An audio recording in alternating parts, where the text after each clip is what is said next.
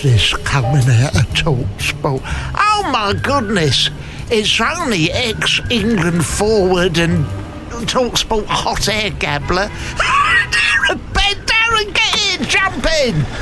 Hello, son. How you doing? You alright? You all good? Oh, good, thank you. Where can I take you today? Where would you like to go, Darren? Do you know what I'd like you to take me to Euston Station? I've got a train to catch, but take me the long way. Yeah, well, that's normally what I do, Darren. Yeah. That's what I do. Yeah, but I tell you what I would do. I won't take you anywhere near Seven Sisters at this time of day or any others. It's a shithole. Anyway, Darren, what you been doing in there? We're on air today with... here, let me just get in this trap. The old Liam Gallagher lookalike, was it? Andy Goldstein today? Yeah, just talking about football, talking about Manchester United and how well they're doing or lack of what they're doing. That was a short conversation, I was going to say, wasn't it? So what's funny though, I like the way you call him a Liam Gallagher lookalike, because he tries to say he doesn't put that on. Oh my God. I saw him. I thought they were making a comeback here at the TalkSport Towers. Though. I was nearly expecting to be ripped off about 500 quid just for walking in the building. You know what I mean? Do you like that sort of music, Des? What do you like music-wise? I like a bit of hip hop. Yes. R&B, like a bit of 80s soul music as well, a bit of Motown. I've had that. Oh, sorry, I thought you said hip hop. Yeah, I've had an hip hop. The hip hop, yeah. Well, you would just sit there all day, eh? How's the hip? Oh, blimey, I'll tell you what, it's like a new lease of life. Yeah. A new lease of life, Dad. And now you was always like shit off a shovel. I wonder if we could pull up round about just outside Newton. There's a bit of greenery. You and me, 100 metres. What do you think? I'll give you a head start if you like. With this new hip. With one hip. Better, stronger, faster than I've ever been before me, Darren. That's a reference to the Bionic Man. You won't get that too young, don't matter. Anyway, listen, I understand you like trainers as well. I listened to an interview with you about trainers. What sort of trainers do you like? Oh, to be fair, I like to wear Nike, Adidas, Reebok. Yeah. I like classic pieces from way back in the day. I like new pieces. Yeah. The love's waning a little bit, though, to be fair. You what? The love of the whole sneaker industry. Darren, stop me if I'm getting too technical, but isn't that just a lot of old bollocks? No. No? No. I mean, I've been doing it for a long time. I've been doing it for a long time, right? You're the Imelda Marcos of TalkSport, you are. I'll tell you what, I've been doing that for a long time, right? Yeah. But Andy Goldstein has now started to do it. So I wonder if he's going through maybe a slight midlife crisis. Because he's started to do it now, but like off the scale. You've seen him, a slight midlife crisis, blimey. Yeah, I would say that really it's lovely, some of them trainers, and they're lovely because they get them all made out in Indonesia. It's them children, their little fingers, they can do the stitching so nice. And at only 3p a day, there's enormous profits to be made. How'd you get on with a pair of Skechers? Because they're ever so comfy. You know what, I've not tried a pair of... I've been tapping up a few people, can I get a pair of Skechers? And I've never been able to get a pair. Have a look at these. If I lift my foot up... Is that about it? Blimey, sorry. All right, mate. Sorry, I pulled out into the fast lane there. Now, Darren, listen, I want to ask you this. I was hoping to... Do you remember Shoot and the old days Shoot magazine? Well, they used to have a focus on someone. And I wanted to ask some of the sort of questions that they used to ask. Favourite television programme? Favourite television programme, certainly growing up, would have been Gladiators. Yes. Or Baywatch. When I was growing up, I had the real gladiators, in a Roman amphitheatre. You don't know, you're born, you lot. Yeah, so what was the other one? Baywatch. That Saturday nights used to consist of Blind Date, Gladiators, and Baywatch all in a row. I think it was Baywatch first, then Gladiators, then Blind Date. Oh, I remember. That was my Saturday night, that. Very much so. Baywatch, that was very... Hasselhoff, King. It wasn't so much him I was looking at, but don't matter. Anyway, listen, I want to ask this. What's your favourite dinner? What do you like to eat for dinner, Darren Benty? Can I call you Benty? Yes, you can. Call me what you like. You can call me Mr. St. Michael, but Benty, what's your favourite dinner? What do you like to eat of an evening? My favourite dish, probably, I know it's a bit boring, spaghetti bolognese with penne, not spaghetti, penne pasta. Why is that? Because spaghetti is the king. The king! I don't know, really. I just prefer to eat the penne. It's easier to eat. Spaghetti, it slaps off your face and falls on all over your top and that. The other day, I was in the kitchen stirring a saucepan of alphabeti spaghetti, right? Yeah. And what come up was danger when I looked at it. I was frightened. Immediately, I threw the saucepan across the kitchen, but from that moment on, the writing was on the wall and down the fridge. Now, listen, Da da da da da da. Oi! Just press the horn there. No, it's all right, mate. Don't worry, Darren. Listen, is there a Mrs. Bent? There is. Oh, what does she do for a living? No, she stays at home. Oh. She runs the house, runs the but she's all okay. Oh, well, they've got the vote now. What else do they want? So, listen, this is what I want to ask. A few contentious things, Darren. What was the thing about when Harry Redknapp saw you miss that header against Portsmouth? And I watched it the other day. Was it the header? It was the header. And he said his missus could have scored it. it. I don't think she could, because I've seen her, Mrs. Redknapp, and about that time she would have been in her mid-60s. I thought that was disingenuous of him. What, did you take umbrage with that, Daz? I think at the time it probably hurt a little bit because... because she was trying to get your place in the team. Yeah, a little bit of that as well. But no, I think at the time, I've seen Harry so many times since then, and we laugh and joke it off. We get on really well now. But at the time, it stung. Yeah.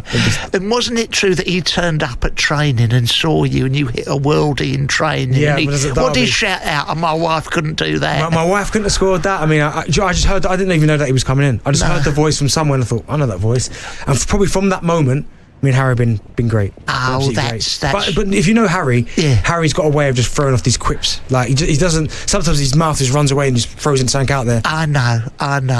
But I tell you what, I did also hear on the podcast that you did actually say after a while, you slightly gave the... I don't know what's going on upstairs, wasn't it? I don't know. Of course he knows, Harry flipping Redknapp. Blimey. Now, I just want to ask you... Now, can I ask you that... Stop me if you don't want to talk about it. But you was handed a formal caution by police after you alleged to have shot a 12-year-old with a pellet gun. What happened? And can I borrow it? Because some of the kids around my way, you know what I mean? Yeah, that was in my, obviously, younger days. Oh, was it? Yeah, I was, at the time I was 18, I think 17, 18. Well, it's not a good look, is it? No, whether you're 17 or 18. I bought a house and I didn't... And a gun? Oh, sorry. No, I had a real weird obsession with BB guns. With what, did you? Crossbows, these type of things. Yeah, I don't like that so much, but go on. Kids were knocking on my door, shoving wood from my letterbox, just being kids. Wood? Like bits of wood, like bark. That's a strange thing, yeah, it was, bark. Yeah. Oh, sorry. I thought it was an instruction. I didn't mean to hit him.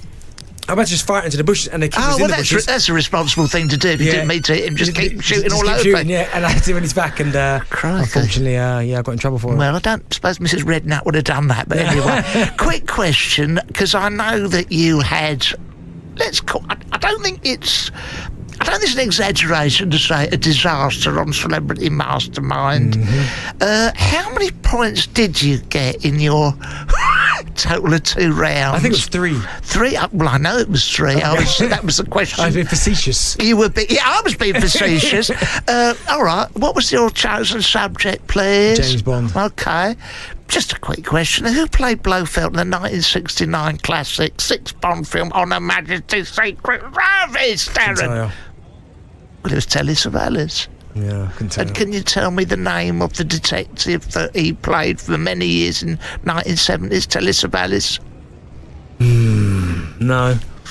Darren, at the end of this round, you've scored nothing. You know what it is, right? My knowledge of Bond, I've been watching Bonds for years. Yes. It's like surface level. So when I got to Mastermind... Well, these are not the hardest questions, Darren. Go on. Like, I'm talking about what was the name of the villain in, I don't know, Diamonds Are Forever. Well, what's the answer to that? Oh, you don't know, do you, Darren? No, I put myself on the spot there. Oh, blimey. I mean, you're better than flipping Troy Deeney. He scored nothing in his specialist subject was diving in the semi-final of the FA Cup. Oh, sorry, was Spider-Man. Was it? Can I just ask about Troy Deeney? This has nothing to do with you, but My grandson's a season ticket. Sorry, Blofeld's the baddie and diamonds are forever. It's over, Darren. You forget it. Would you really come back in the studio with Clive Myrie and say, Clive, just before you put the lights up and move the chair away, it was Blofeld? Yeah. Come on, Darren, you're better than that. Troy Deeney. Basically, my grandson is season ticket holder at Wolverhampton Wanderers. Why, I do not know. But we went there for the semi-final, and Troy Deeney went down like a sack of spuds, right? Anyway, goes to take the penalty. You would have thought that John Ruddy was in goal. Ruddy useless, I call him. You would have thought he'd known that Troy Deeney. I know this. Where does he put his penalties, Darren? Down the middle. Straight down the middle. Yeah. I know that. You know that. Even Clive Myrie would know that without that on the answers. What did John Roddy do? He didn't stay where he dived, didn't he? Almost as dramatically as Troy did to get the bleeding penalty.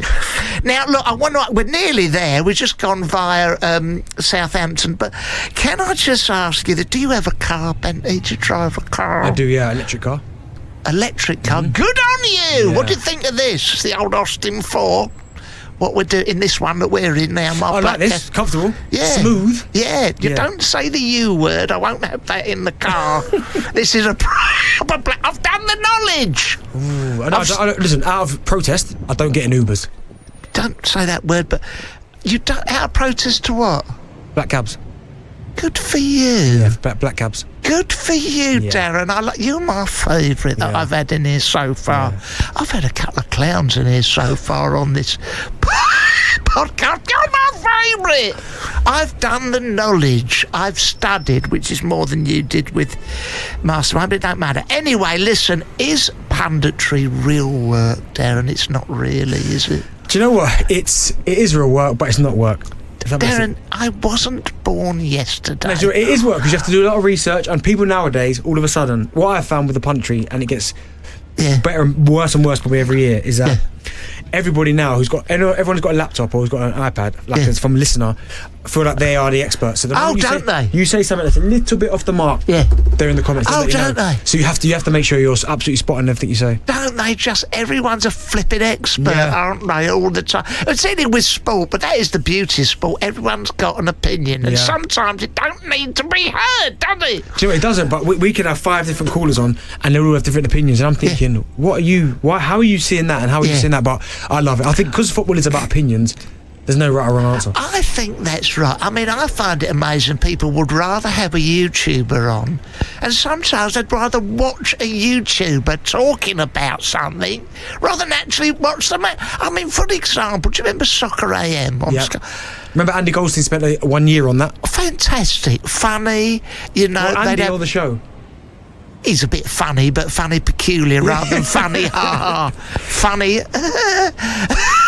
But no, you know what I mean? Now they have a sort of young YouTubers on who don't know the first thing about football. I've been watching football for 50 years, Des. Yeah. And I'll tell you what's what. Yeah, no, listen, again, it's the world we're living in, it's changing. It is my kids obviously know that I play football, but they are obsessed with YouTubers. These guys are taking over the world. These are now the footballers. They're the superstars. Crikey. It's unbelievable, the lack of talent. I mean, who would they let on Talk Sport next? Someone like a cab driver who don't know the first thing about who's the toughest opponent? Let's get back to the football. Enough of this flim-flam.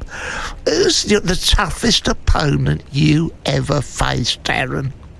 Toughest? I mean, Rio Ferdinand was very good. Rio. He was probably the best in. Yeah, go on, really. What? And do you think that the forwards fall over a lot more now?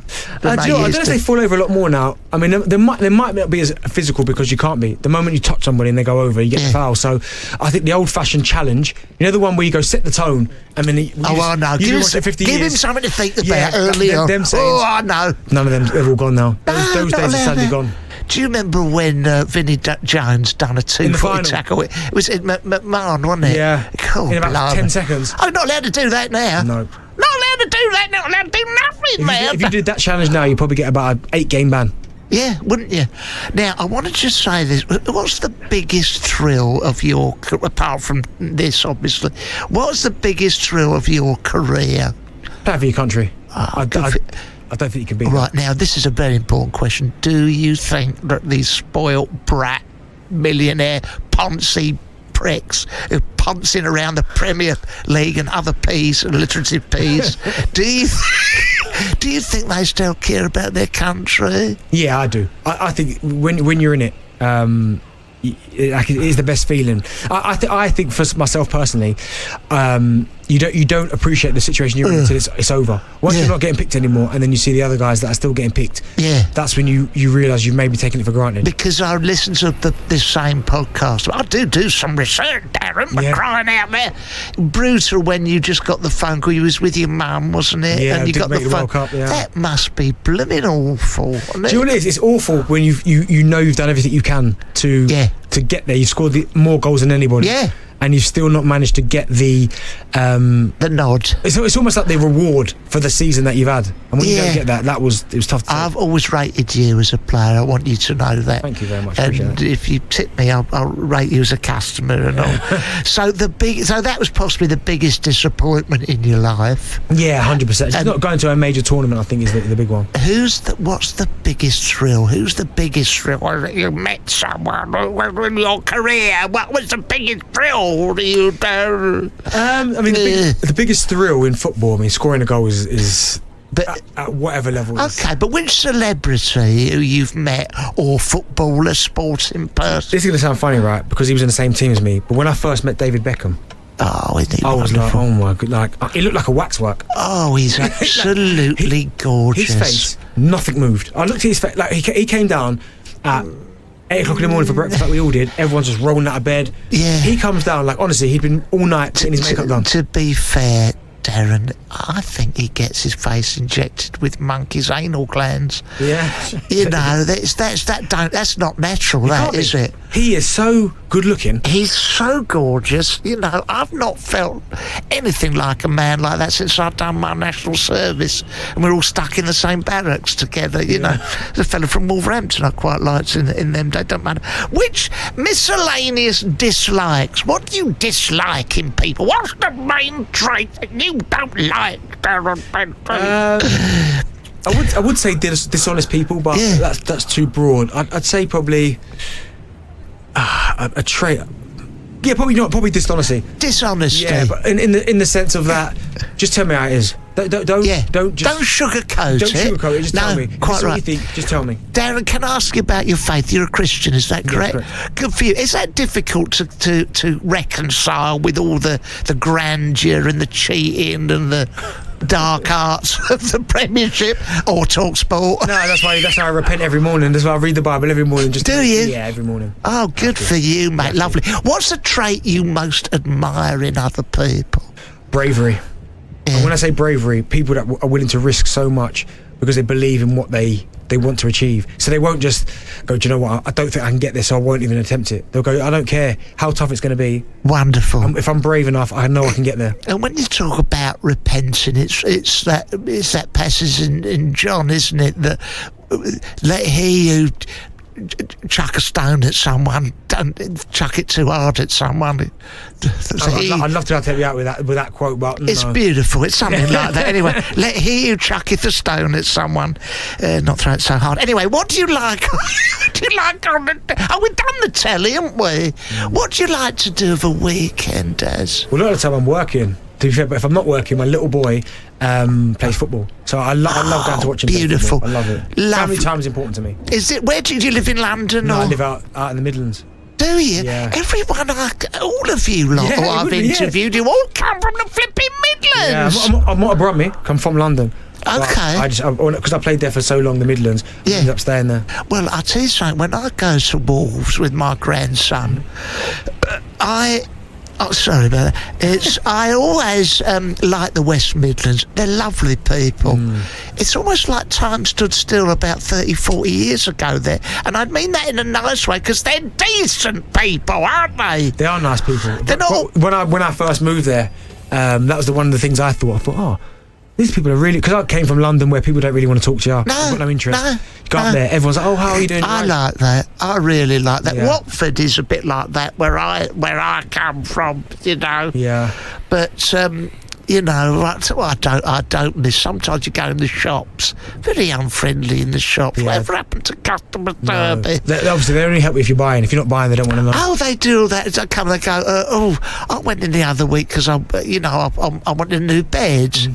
And, you know, our memory foam is so old, it's got Alzheimer's. But I got in there and the bloke goes, oh, you after a bed, mate? I said, mate? Yeah. That Kaz just wants to fly. You have to bed, mate. But how What about... with that? What would you have liked him to say? Hello, sir. Good morrow, kind sir. How are you? May I be of service today?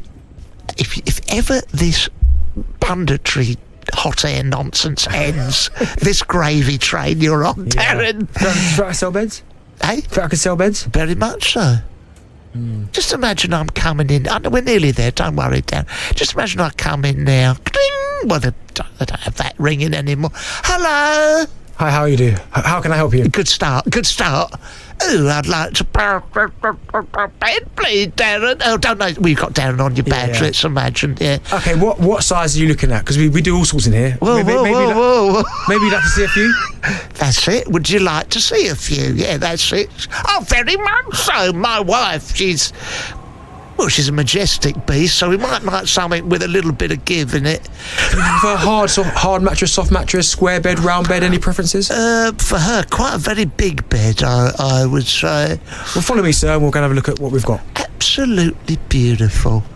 I'll tell you what, if ever any of them bed shops near me in Watford need a salesperson, I will be recommending you, Benty. Thank you. Now, look, we're nearly there. We're just pulling up outside Euston. It's a funny way to go, isn't it, via Inverness? But I just want to say, Dad, if you was to tip me, say it cost 50 quid, this journey, based on the time we've had together, I'd like to think we've bonded in a sort of way, and assume you don't get a job as a bed salesman, what sort of tip might you be giving me today, Des? I would give you double. So if the thing was 50, I'd give you 100. Well, that's funny because it's coming in at 80, so... That's 140 then. You're not renowned for your mathematics, you football. Do you have to get an agent to tot up all that money for 160, Darren? I know. You miss being facetious again. I'll give you £160. Okay, thank you. And what sort of Google review would you give? 5 stars. I'd say 5 stars. Great conversation. Brilliant in directions. Yeah. Made me feel very comfortable getting in his cab. Well, Darren Bent, an absolute privilege to have you in it, and I want to thank you for your service to England, and I want to thank you for your service to this talking shop they call TalkSport. All right, Des, lots of love. Thank you. Bye-bye. Right. What a nice man.